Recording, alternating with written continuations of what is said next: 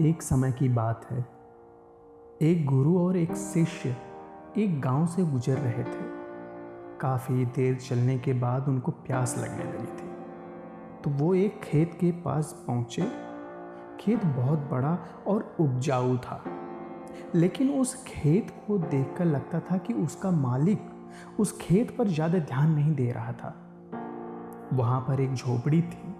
वे दोनों उस झोपड़ी के दरवाजे को खटखटाए तो अंदर से एक आदमी निकला और साथ ही उसकी पत्नी और बच्चे भी बाहर निकले थे। सभी ने फटे पुराने कपड़े पहने हुए थे। गुरुजी ने बहुत ही विनम्र निवेदन किया कि क्या हमें पीने का पानी मिल सकता है। उस आदमी ने उन दोनों को पानी पिलाया।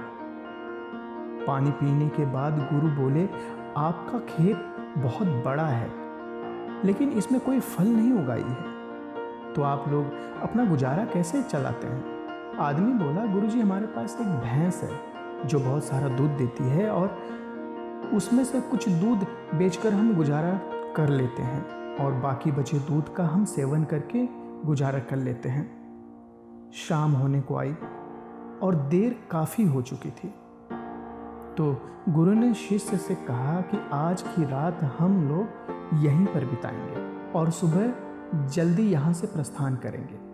गुरुजी ने उस परिवार से वहाँ रुकने के लिए अनुमति मांगी और वो दोनों वहीं पर रुक गए।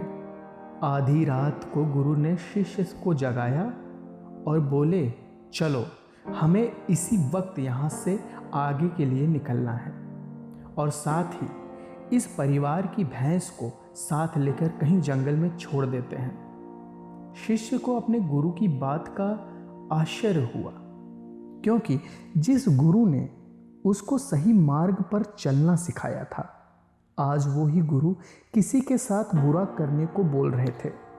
लेकिन क्या करे, गुरु आखिर गुरु थे, इसीलिए वो गुरु की बातों से सहमत हो गया। वे दोनों उस आदमी की भैंस को लेकर जंगल की ओर चल दिए और उस भैंस को काफ़ी दूर जंगल में ऐसी जगह छोड़ दिया जहां से उस भैंस का वापस आना नामुमकिन था।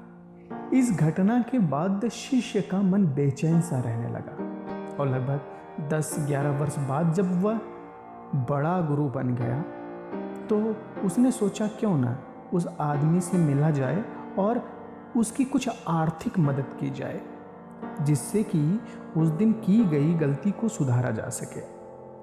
वो शिष्य उस आदमी की मदद करने के लिए निकल पड़ा और काफ़ी देर चलने के बाद वो उस आदमी के घर पर पहुंच गया। लेकिन वहां पहुंचकर वो शिष्य आश्चर्यचकित हो गया।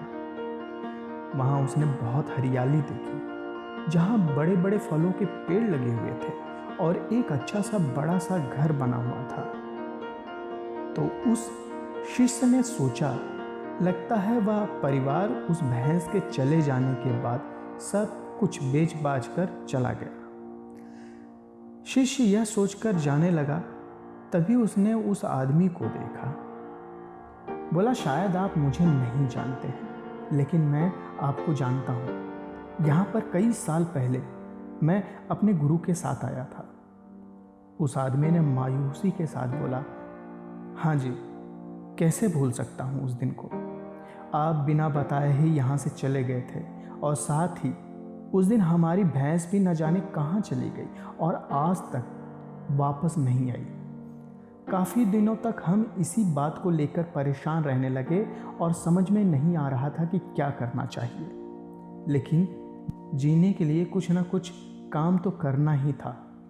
फिर एक दिन मैं लकड़ियाँ काटकर बेचने का काम शुरू कर दिया और धीरे धीरे पैसा बचाकर मैं अपने खेतों में फसल उगाना शुरू किया, तो मुझे कुछ मुनाफा होने लगा।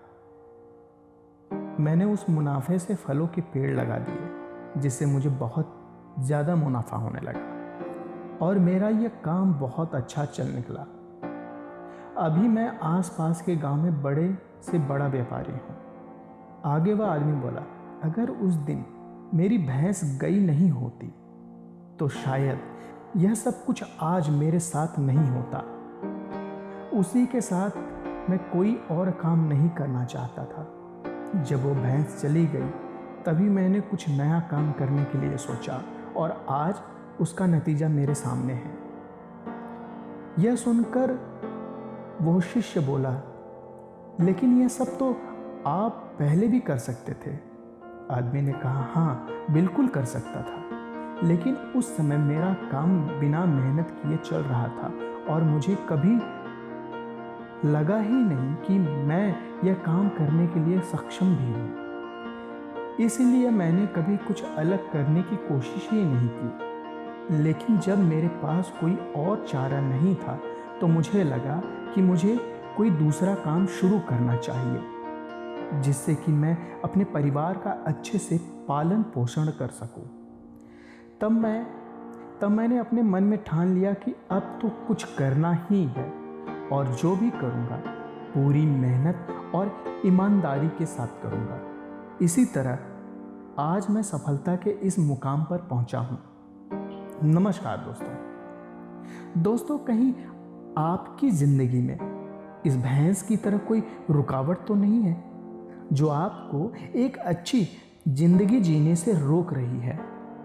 अगर आपको ऐसा लगता है तो आगे बढ़ने की हिम्मत करिए और कुछ अलग करके दुनिया को दिखाइए, क्योंकि हर किसी में कोई ना कोई हुनर जरूर छिपा होता है।